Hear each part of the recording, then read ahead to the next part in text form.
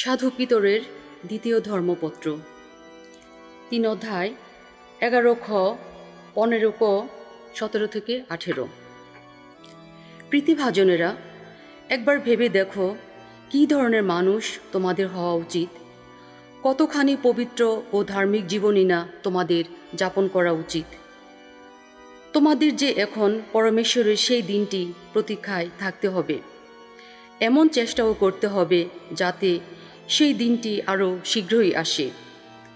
সেই দিনটিতে নভমণ্ডল জ্বলে উঠে বিলীন হয়ে যাবে, স্মৃতির মূল উপাদান সবই বিগলিত হবে অগ্নিদহনে।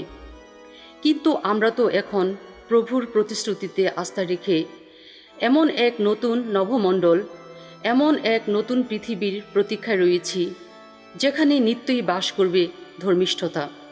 তাই প্রীতিভাজনেরা, তোমরা যখন ওই সব কিছুর প্রতীক্ষায় রয়েছ, তখন আপ্রাণ চেষ্টা করো তোমরা যেন সেই দিনটিতে নিষ্কলঙ্ক অনন্দনীয় অন্তরে শান্তিতেই তার সামনে দাঁড়াতে পারো। তাছাড়া আমাদের প্রভুর সেই অসীম সহিষ্ণুতাকে তোমরা তোমাদের পরিত্রাণের সুযোগ বলেই মনে করো। তাই প্রীতিভাজনেরা, আগে থেকেই যখন তোমাদের সতর্ক করে দেওয়া হয়েছে, তোমরা সাবধানেই থাকো, যাতে নীতি জ্ঞানহীন লোকদের ভুল ভ্রান্তির প্রভাবে ভেসে গিয়ে তোমরা নিজেদের পায়ের তলার মাটি হারিয়ে ফেলো না। তোমরা বরং আমাদের প্রভু ও পরিত্রাতা যীশু খ্রিস্টের আরও অনুগ্রহভাজন হয়ে ওঠো।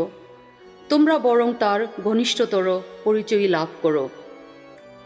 কীর্তিত হোক তার মহিমা, হোক এখন, হোক চিরদিন, চিরকাল।